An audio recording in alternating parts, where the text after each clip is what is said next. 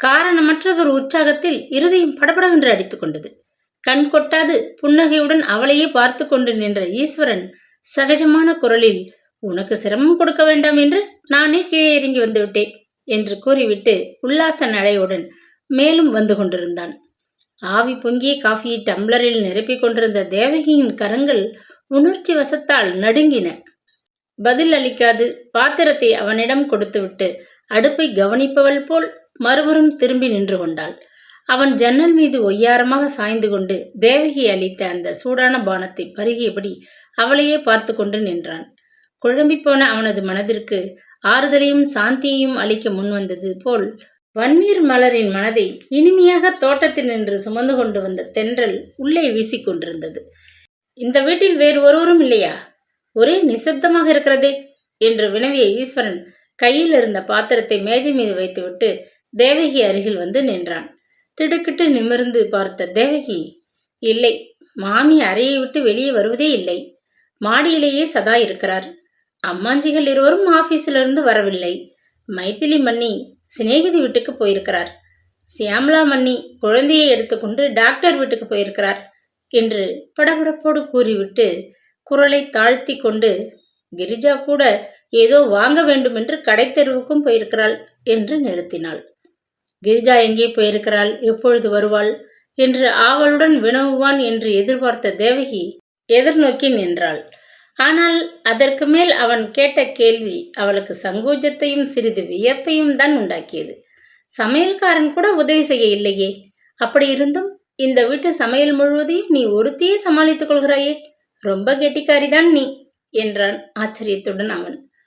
இதில் கெட்டிக்காரத்தனம் என்ன இருக்கிறது, எல்லாம் பழக்கம்தான் என்று பதிலளித்தாள் அவள் லஜ்ஜையுடன்.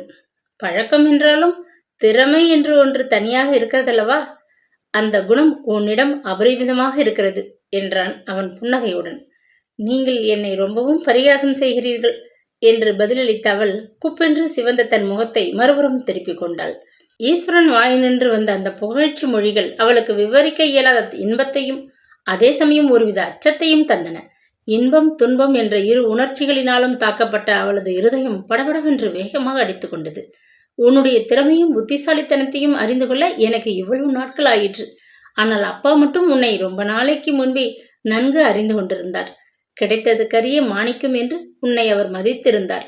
தேவகி, உன் மாமாவுக்கு உன்மேல் தனியானதொரு அபிமானம் இருந்தது, உனக்கு தெரியுமா? கடைசி மூச்சில் அவர் அழைத்த பெயர் யாருடையது தெரியுமா என்று உணர்ச்சி பொங்க கேட்டான் ஈஸ்வரன்.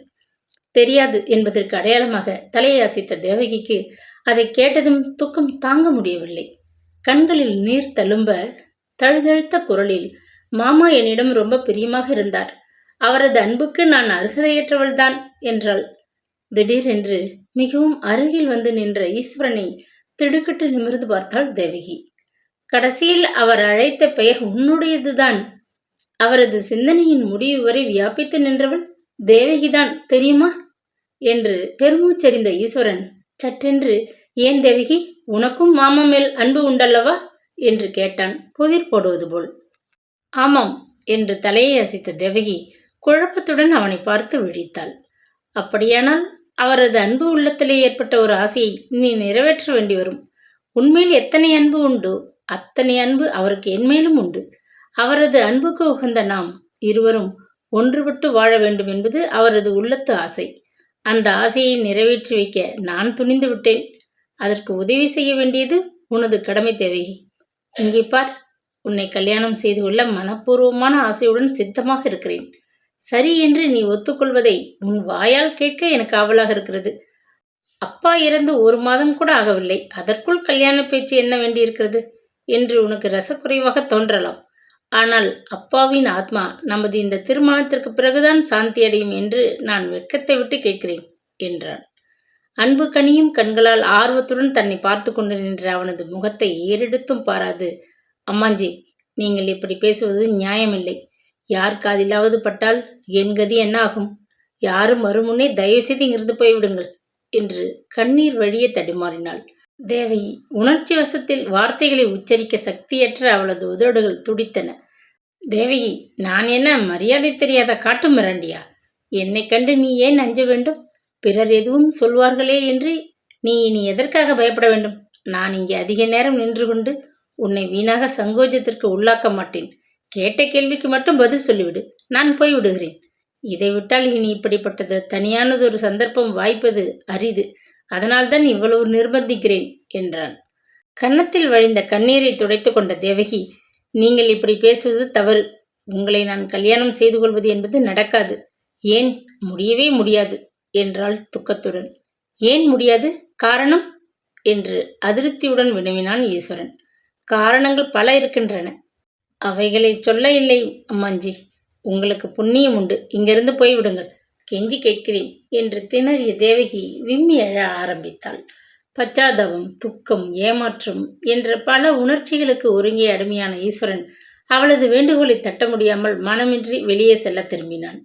குரோத கனலை கக்கும் கண்களால் வெறித்து பார்த்து கொண்டு துடித்த வண்ணம் வாயிற்படி அருகில் கிரிஜா நின்று கொண்டிருந்தாள். ஈஸ்வரன் ஒரு கணம் திடுக்கிட்டு நின்று விட்டான். அவனது திகைப்பை கவனித்த கிரிஜா, என்னை தாங்கள் எதிர்பார்க்கவில்லை என்று தெரிகிறது.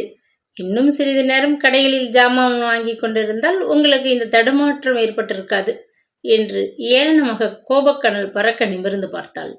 ஈஸ்வரன் அதற்கு நேரடியாக எதுவும் விடையளிக்காவிடனும் அவனது பார்வையில் கடுமையும் வெறுப்பும் நிறைந்திருந்தன. உனக்கு இங்கே என்ன வேலை என்று கேட்பவன் போல் புருவங்களையும் நெற்றியையும் சுருக்கி கொண்டு விற்றென்று வெளியே சென்றான். ஆனால் கிரிஜா அத்துடன் விடவில்லை. வேகமாக அவனை பின்தொடர்ந்து வாயிற்புறத்து முன்ஹாலுக்கு வந்து நின்றாள்.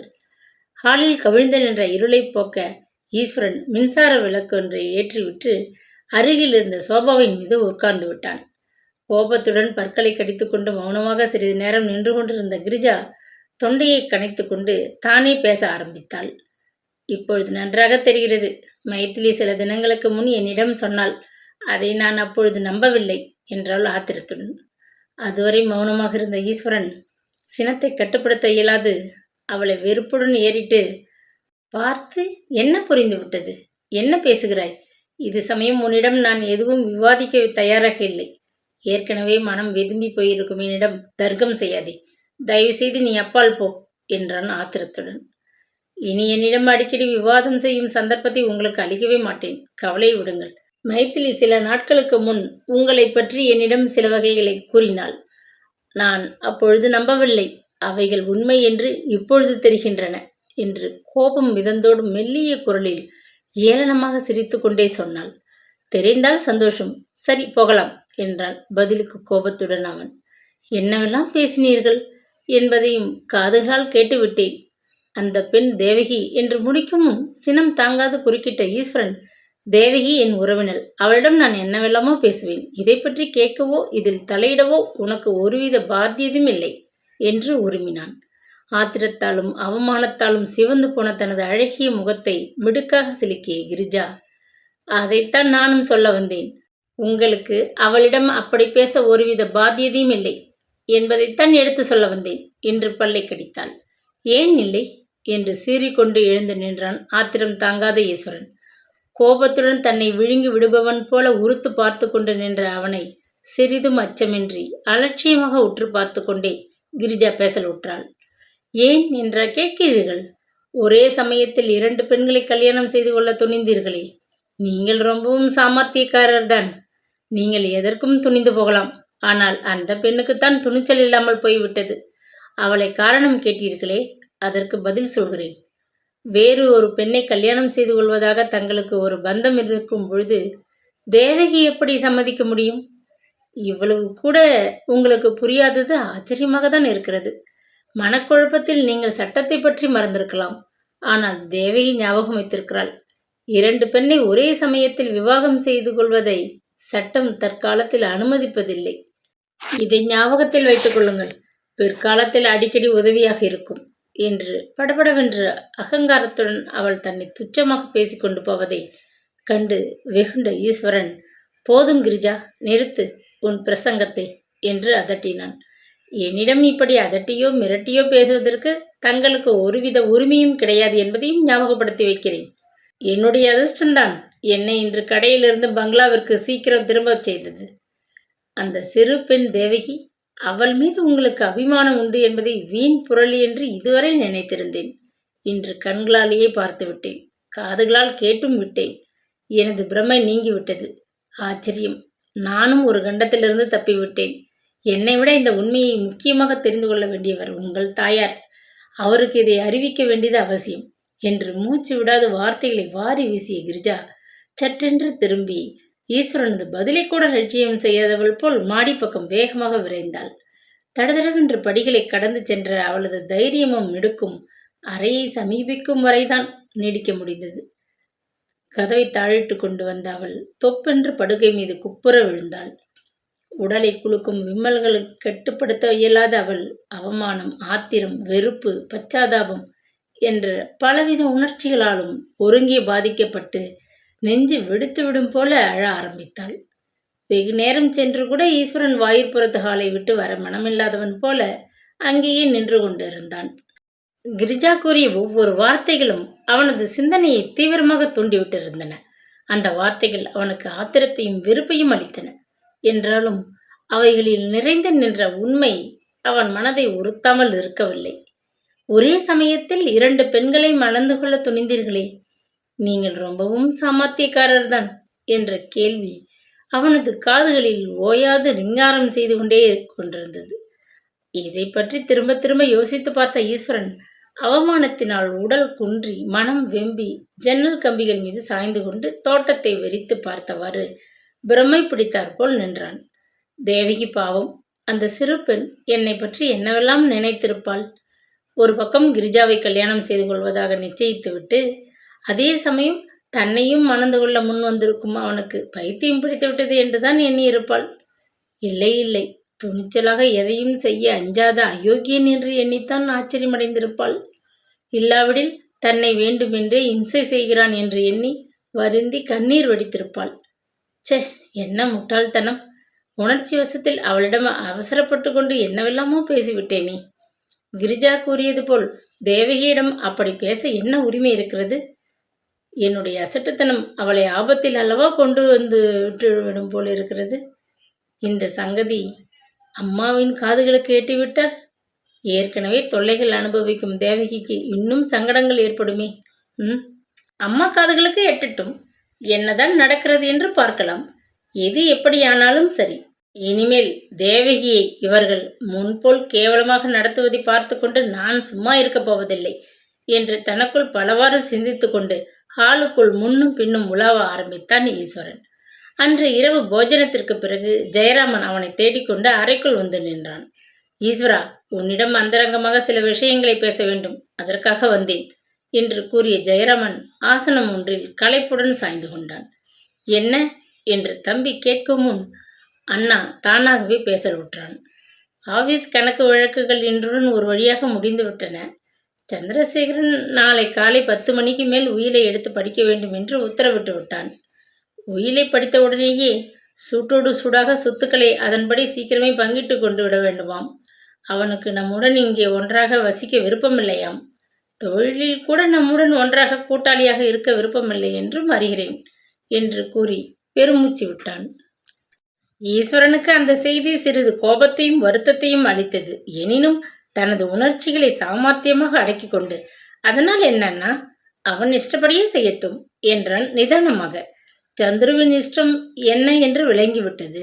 அடுத்தபடி எனக்கு தெரிய வேண்டியது உன்னுடைய இஷ்டத்தை பற்றிதான் என்றான் ஜெயராமன். என்னுடைய இஷ்டமா? எனக்கு என்று அப்படி ஒன்றுமில்லை. தங்கள் சித்தப்படி நடக்க நான் தயாராக இருக்கிறேன். ஏன் இப்படி கேட்கிறீர்கள் என்ற வியப்புடன் வினவினான் ஈஸ்வரன். கேட்க வேண்டியது கடமை, அதனால் கேட்கிறேன். என்னை விட்டு பிரிந்து தனியே போக வேண்டும் என்று நீங்கள் இருவரும் ஆசைப்பட்டால் அது நியாயமே ஆகும். அப்பாவின் உயில் எப்படி இருக்குமோ அதை பற்றி எனக்கு தெரியாது.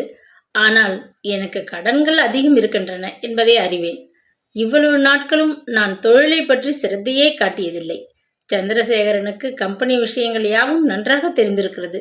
உனக்கும் ஓரளவு சாமர்த்தியம் ஏற்பட்டிருக்கிறது. ஒன்றுமே தெரியாத என்னை உங்களுடன் தொழிலில் சேர்த்து கொள்ள நீங்கள் விரும்பாமல் இருக்கலாம் அல்லவா? உனக்கும் தனியே பிரிந்து போக ஆசை இருந்தால் சொல்லிவிடு என்றான் ஜெயராமன். சகோதரன் மனம் எவ்வளவு தூரம் வேதனை அடைந்திருந்தால் அவன் அப்படி பேசுவான் என்று ஊகித்தறிந்து கொண்ட ஈஸ்வரன் மன எழுச்சி மிகுந்தவனாக, அண்ணா, என்னுடைய இஷ்டம் என்று ஒன்றுமில்லை.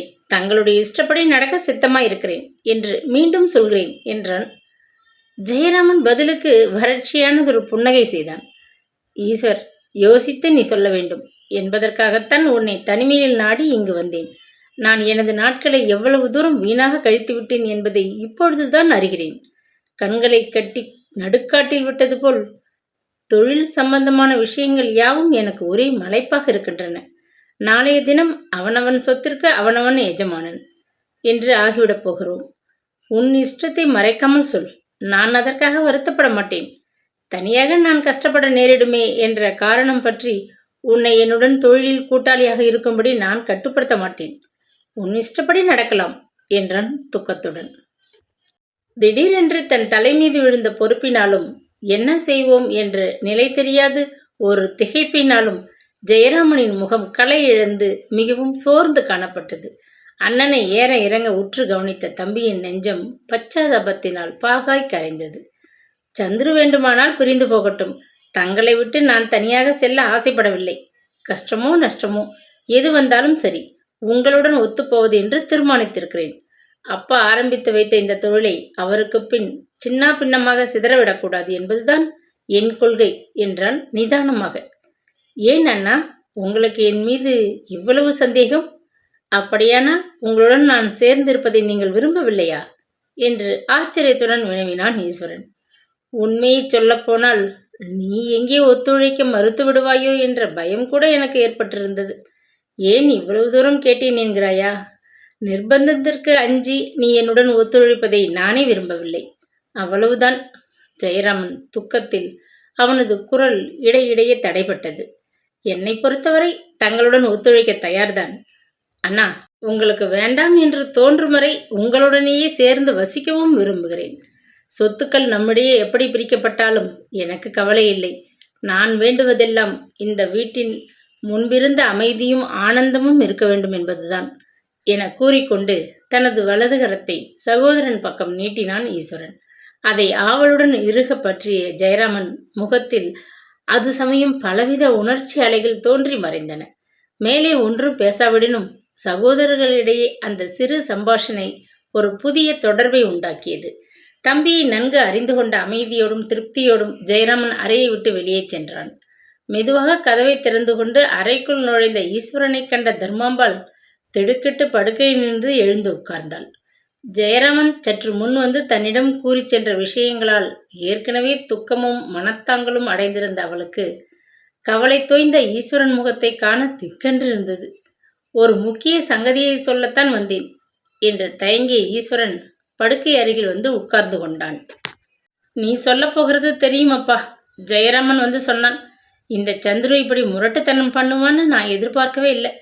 எல்லாம் என் தலைவிதி என்று துயரத்துடன் அரற்றி தர்மாம்பாள் லேசாக கண்களில் படர்ந்த கண்ணீரை மறைக்க தலையை குனிந்து கொண்டாள். தாயின் மனவேதனை தன்னுடைய சொற்களால் இன்னும் சிறிது நேரம் பேசவே நாய் எழவில்லை. இல்லையம்மா, இது வேறு சமாச்சாரம். இது அந்த பெண் கிரிஜாவை பற்றியது என்றான் முடிவில். திடுக்கிட்டு நிமிர்ந்த தர்மாம்பாள் கிரிஜாவுக்கு என்ன என்று பதறினாள். கிரிஜாவை நான் கல்யாணம் செய்து கொள்வதாக உத்தேசமில்லையம்மா. அதனால் அவளை இங்கே இனி அதிக நாள் தங்கும்படி வைத்துக் கொள்வது அழகல்ல என்றான் நிதானமாக. தர்மாம்பாளுக்கு ஏற்பட்ட திகைப்பில் வார்த்தைகள் தொண்டையிலேயே நின்றுவிட்டன. என்னுடைய தீர்மானத்தை சில தினங்களுக்கு முன்னமே சொல்ல விரும்பினேன். அப்பாவுக்கு உடம்பு அதிகமாகிவிட்டது. அதற்குள் என்றான் மைந்தன் தாயின் மௌனத்தினால் ஏற்பட்ட தைரியத்தில். தீர்மானத்திற்கு காரணம் என்று வினவி அவளுக்கு திகிலில் மூச்சு நின்றுவிடும் போல் இருந்தது. காரணம், எனக்கு அவளை பிடிக்கவில்லை. எங்களுக்குள் அபிப்பிராய பேதங்கள் அநேகம் இருக்கின்றன. மனம் ஒத்துப்போகாத இந்த கல்யாணம் எனக்கு துக்கத்தை தான் கொடுக்கும். அதனால் என்று முடிப்பதற்கு முன், ஈஸ்வரா, நீயும் இது சமயம் என்னை அவமானப்படுத்தி வேடிக்கை பார்க்க ஆசைப்படுகிறாயா? 2 மாதத்திற்கு முன் அவளை பிடித்திருந்தது இல்லையா என்று துயரமும் கோபமும் தாங்காது சிறிது உரத்த குரலில் கேட்டாள் தர்மாம்பாள். அவளை அறிந்து கொள்ள இவ்வளவு நாள் ஆயிற்று அம்மா. கிரிஜா அழகான பெண், படித்தவள், நன்றாக பாடத் தெரிந்தவள், ஒப்புக்கொள்கிறேன். ஆனால் அவளது கர்வ மனப்பான்மையும் சுயநலமும் என்னால் சகிக்கக்கூடாத குணங்களாக இருக்கின்றன. வீணாக வளர்த்த விரும்பவில்லை. எனக்கு அவளை பிடிக்கவில்லை. ஏன், எனக்கு கல்யாணமே செய்து கொள்ள விருப்பமில்லை. தனியாக பந்தமின்றி வாழ விரும்புகிறேன், அவ்வளவுதான் என்றான். அந்த பெண் என்று நிச்சயித்த பின் உதறி தள்ளினால் ஊரார் என்ன சொல்வார்கள்? ஏற்கனவே நம்மை பார்த்து இந்த ஊர் கைகொட்டி சிரிக்கும்படி அந்த புண்ணிய விதி செய்துவிட்டாள் என்றால் துயரம் மேலோங்க தாயார். சின்னமண்ணி அன்று எல்லோரும் முன்னிலையிலும் மாமியாருக்கு கொடுத்த நற்சாட்சி பத்திரம் ஒன்று போதாதா? இந்த நாட்டு பெண்ணும் வந்து இன்னொன்று கொடுக்கவில்லையே என்று குறையா? அம்மா, போதும். என் மனைவி என்று ஒருத்தி வந்து என் தாயாரை துன்புறுத்துவதை நான் பார்க்க விரும்பவில்லை. ஊரார் இது சமயம் நம்மை பார்த்து பல காரியங்களுக்காக சிரிக்கிறார்கள். இதற்காக அவர்கள் இன்னும் கொஞ்சம் கூட சிரிக்கட்டும், அக்கறை இல்லை. கிரிஜாவை நான் மணந்து கொள்ள முடியாது. எனக்கு கல்யாணமே வேண்டாம். அவளை முதலில் ஊருக்கு அனுப்பிவிட்டு மறுவேளை பார்ப்பது நலம் என்று கூறிவிட்டு வேகமாக வெளியேறினான். பிடிவாதமிக்க தர்மாம்பாளின் அருமை குமாரன் வேகமாக கீழே இறங்கிச் சென்ற ஈஸ்வரன் பின்னால் காலடி ஓசை கேட்பதை அறிந்து திரும்பி பார்த்தான். ஊருக்கு போகும் முன் உங்களிடம் ஒரு வார்த்தை சொல்லிவிட்டுத்தான் போவது என்று வந்திருக்கிறேன் என்று பெருமூச்சு வாங்க எதிரே நின்ற கிரிஜாவின் தோற்றம் அவனை ஆச்சரியத்தில் ஆழச் செய்தது. கிரிஜாவின் மனத்திலே அந்த சமயம் கொந்தளித்து நின்ற உணர்ச்சிகளை பற்றி ஈஸ்வரன் ஊகிக்க இயலாவிடினும் கோபமும் துயரமும் எய்தியவளாய் என்னவோ கூற அவள் பதபதைத்து கொண்டு எதிரே வந்து நிற்பதை கண்டான். கொவ்வை கனி போல் சிவந்திருந்த அவளது கண்களும் கண்ணீர் கரைபட்டு வாடியிருந்த வதனமும் அலங்கிய கூந்தலும் அவள் வெகுநேரம் அழுது கொண்டிருந்தாள் என்பதை விளக்கின. அரை ஜன்னல் அருகே நின்று கொண்டிருந்த எனது காதுகளில் நீங்கள் சற்று முன் உங்கள் தாயாரிடம் கூறிய ஒவ்வொரு வார்த்தையும் நன்றாக விழுந்தது. சாயங்காலம் கண்ட காட்சிக்கு பிறகு கூட உங்களை நான் மணந்து கொள்வேன் என்று நீங்கள் எதிர்பார்த்திருந்தால் அதைவிட முட்டாள்தனம் வேறு ஒன்றுமில்லை என்று நிச்சயமாக கூறுவேன். நானும் ஒரு தீர்மானத்திற்கு வந்து அத்தையிடம் மனதை கூற வேண்டும் என்றுதான் யோசித்து கொண்டிருந்தேன். அதற்குள் நீங்கள் என்னை முந்தி கொண்டு விட்டீர்களே என்று வருத்தமாயிருக்கிறது என்று படபடப்பாக பேசிவிட்டு மூச்சு விட்டு சற்று நிறுத்தினாள். நீ சொல்ல வேண்டிய கதையெல்லாம் உட்கார்ந்து கொண்டு சொல், நின்று கொண்டே பேசுகிறாயே என்றான் ஈஸ்வரன் வறட்சியான குரலில். உங்களுடைய உபசரணைக்கு மெத்த வந்தனம். விஷயம் அதிகம் இல்லாததால் நின்று கொண்டு பேசுகிறேன். சற்று முன் உங்கள் தாயாரிடம் சொல்லிக் கொண்டிருந்தீர்களே, அந்த வார்த்தைகளை சிறிது யோசித்து பாருங்கள். என்னுடைய குணத்திலே அநேக தவறுகளை கண்டுபிடித்தீர்கள். ஆனால் அதே சமயம் உங்கள் குணத்திலும் பல தவறுகளை நான் கண்டுகொள்ளக்கூடும் என்பதை நீங்கள் நினைக்கவே இல்லை. ஒருவருடைய குணத்தை நமக்கு பிடிக்கவில்லை என்று வெறுத்து கூறும்போது எதிராளியும் அதே மாதிரி நம்மை பற்றி அபிப்பிராயம் கொண்டு வெறுக்கலாம் என்பதை நம்மில் அநேகம் பேர் யோசிப்பதே இல்லை. நீங்கள் மட்டும் இதற்கு விதிவிலக்கா என்ன? கர்வம் பிடித்தவள், அகங்காரி, சுயநலக்காரி என்று எனக்கு பட்டம் சூட்டினீர்கள். உங்களிடம் நான் கண்ட குற்றங்களை பற்றி குறை கூற ஆரம்பித்தால் அதற்கு எல்லையே இல்லாது போய்விடும். வீண் வளர்த்தல் ஏன்? என்னை உங்களுக்கு பிடிக்கவில்லை, உங்களை எனக்கு பிடிக்கவில்லை. பரஸ்பரம் இந்த விவாக பந்தத்திலிருந்து விடுதலை அடைவது பற்றி மகிழ்ச்சி அடைகிறோம் இல்லையா என்று மழைபோல் வார்த்தைகளை வாரி கொட்டிய கிரிஜா மூச்சு தடுமாற முகம் சிவக்க ஆத்திரத்தில் அதரங்கள் துடிக்க நிறுத்தினாள். அதற்கு ஏதும் பதில் கூறாது ஈஸ்வரன் மௌனமாக இருப்பதைக் கண்ட அவள் தொடர்ந்தாற்போல், இங்கே இருந்து கூறிவிட்டு போக விரும்புகிறேன். அழகை கண்டு பிரமித்து மணக்க ஒப்புக்கொண்டதாக தாங்கள் சற்று முன் அத்தையிடம் கூறியதை கேட்டேன். நானும் உங்களைப் போன்ற பிரமையினால்தான் இந்த விவாக பந்தத்திற்கு உடன்பட்டேன். உங்கள் ஆஸ்தியையும் அந்தஸ்தையும் இந்த பிரம்மாண்டமான பங்களாவையும் கண்டு பிரமித்து போய்விட்டேன். இப்பொழுது நம்முடைய பிரமிப்பு நீங்கியது. உண்மையை கண்டு இருவரும் ஓடி ஒதுங்குகிறோம். என்னை மணந்து கொண்டால் வாழ்வு முழுவதும் கஷ்டப்பட நேரிடும் என்று சொன்னீர்கள் அல்லவா? அதையேதான் நானும் கூற வந்தேன். எனக்கு இந்த கல்யாணம் முடிவில் நிவர்த்திக்க முடியாத துக்கமாக மாறியிருக்கும். ஏனென்றால் உங்களை மணக்க நான் இசைந்தது உங்கள் மேல் ஏற்பட்ட அன்பினால் அல்ல. சொல்லக்கூட சங்கோஜமாக இருக்கிறது. உங்கள் பணத்தின் மீது ஏற்பட்ட மோகத்தினால்தான். நான் எவ்வளவு பெரிய தவறு செய்ய இருந்தேன் என்பது இப்பொழுதுதான் தெரிகிறது. பணத்திற்கு உள்ள மகிமையை தற்சமயம் இங்கே சகோதரர்களிடம் நடக்கும் குழப்பத்திலிருந்து கண்டபின் போதும் போதும் என்றாகிவிட்டது என்று இகழ்ச்சியாக கூறிவிட்டு அவன் முகத்தை குரோதமாக வெறித்து பார்த்தாள். கற்சிலை போல் அசைவற்றிருந்த ஈஸ்வரன் உத்தரவு எதுவும் தராமல் இருப்பதைக் கண்ட அவள் துணிச்சலுடன் உயிரினும் மேலாக காதலிப்பதாக அன்று என்னிடம் சொன்னது தங்களுக்கு மறந்திருக்கலாம். எனக்கு மறக்கவில்லை.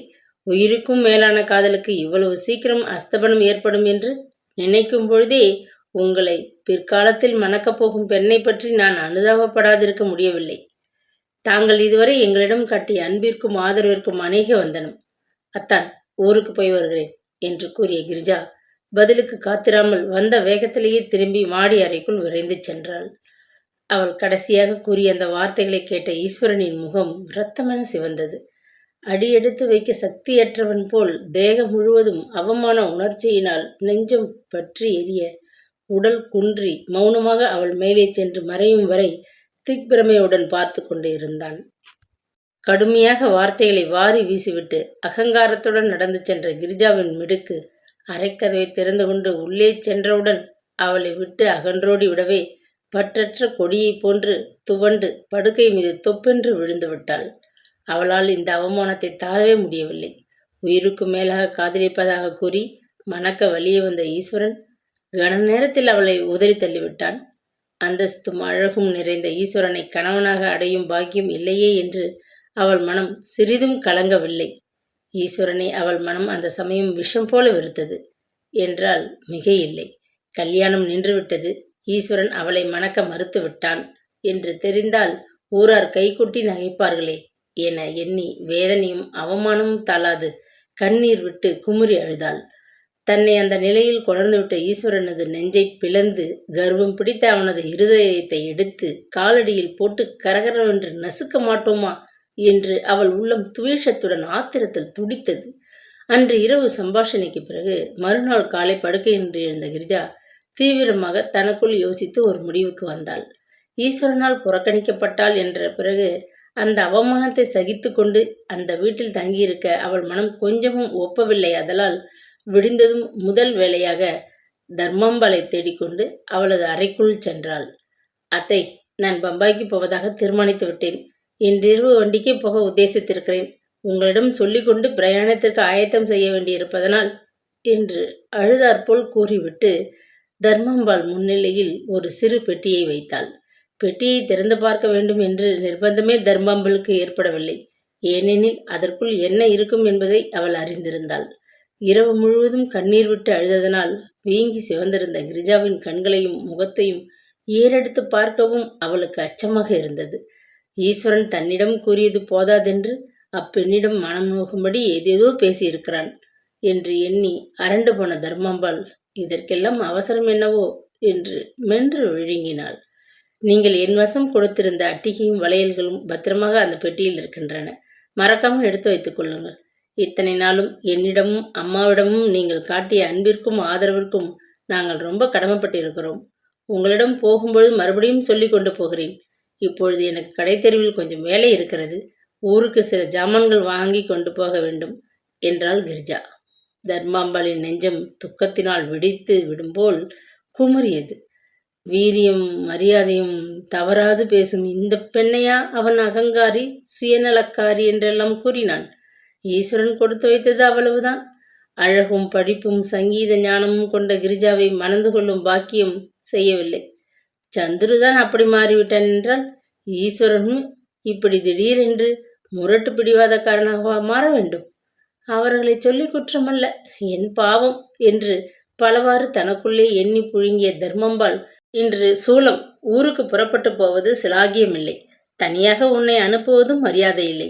அதனால் நாளைக்கு மறுநாள் உன்னை தகுந்த துணையுடன் அனுப்புகிறேன் என்றாள். துணைக்கிணை ஒன்றும் வேண்டாம் அத்தை. நீங்கள் தடுத்து சொல்வதனால் நாளைக்கு மறுநாள் ஊருக்கு போகிறேன்.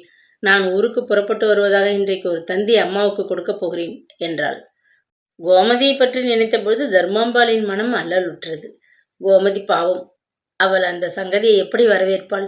சுபாவத்தில் சாது, அவ்வளவுதான் பிராப்தம் என்று வாயை மூடிக்கொண்டிருப்பாள். ஆனால் சுந்தரமண்ணா கஜபோக்கிரி என்று பிரசித்தமாயிற்றே. கல்யாணம் என்று சொல்லி பிறகு நிறுத்தி தங்களை அகௌரவம் செய்ததாக மான நஷ்ட வழக்கு தொடுத்தாலும் தொடுப்பான். இந்த பிள்ளை ஈஸ்வரன் சமயத்தில் இப்படி மோசம் செய்து ஊர் சிரிக்க வைக்க வேண்டாம். தலைவிதிதான் இது என எண்ணி மனம் புண்ணாகி அவள் கிரிஜாவின் முகத்தை பாராது தலையை குனிந்து கொண்டு, அம்மாவிடம் நீதான் எடுத்து சொல்ல வேண்டும். என்மேல் வஞ்சனை இல்லை. எவ்வளவோ முயற்சி செய்தேன். அந்த பிள்ளை வந்து வந்து என்று தடுமாறினாள். அம்மாவிடம் எடுத்து சொன்னால் புரிந்து கொள்வார்கள். ஆரம்பத்திலிருந்து அப்பாவுக்கு நான் கல்யாணம் செய்து கொள்வதை பற்றி அவ்வளவு திருப்தி இல்லை. படித்த படிப்பை வீணாக்காது உத்தியோகத்தில் அமர்ந்து வேலை செய்ய வேண்டும் என்று அவர் ஆசைப்பட்டார். அவரது ஆசை நிறைவேறும் போல இப்பொழுது விஷயங்கள் நடந்துவிட்டன என்று கூறிவிட்டு, நான் கொஞ்சம் கடைத்தெரு பக்கம் போய் வருகிறேன் என்று கிளம்பிவிட்டாள் கிரிஜா. அவளது சொற்களால் சிறிது மனம் அமைதி அடைந்த தர்மாம்பாள், ஊருக்கு போக வேண்டிய செலவுக்கு பணம் உன்னிடம் இருக்குமோ இல்லையோ, கூச்சப்படாமல் கேள், வேண்டியதை தருகிறேன் என்றாள். உண்மையில் கிரிஜாவிடம் 2வது வகுப்பில் பம்பாய்க்கு பிரயாணம் செய்ய போதுமான அளவு பணம் இருக்கவில்லை. ஆனால் அதை தர்மாம்பாளிடம் கேட்டு வாங்கிக் கொள்ள அவளது சுயமரியாதை ஒப்பவில்லை. என்னிடம் இருக்கும் பணமே எதேஷ்டம், எனக்கு ஒன்றுமே தேவையில்லை என்று முகம் சிவக்க பதிலளித்த கிரிஜா அறையை விட்டு வேகமாக வெளியேறினாள்.